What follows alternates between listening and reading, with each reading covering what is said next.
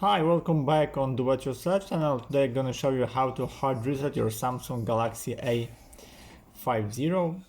The operation is quite easy to do and helpful if you doesn't remember the password to your phone or just the software doesn't work properly. So first of all, we need to turn off our device.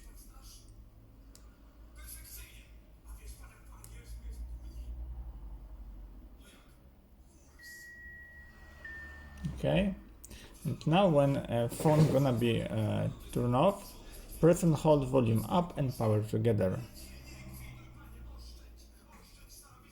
Volume up, power button, keep pressing, release power button, still holding volume up.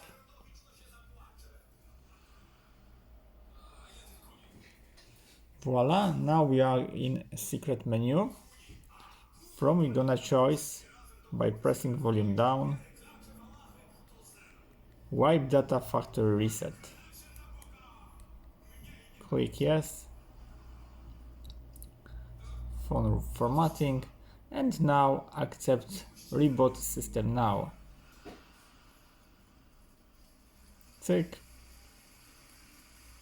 And now phone gonna be restart with the new brand firmware with a phone and without any password on phone.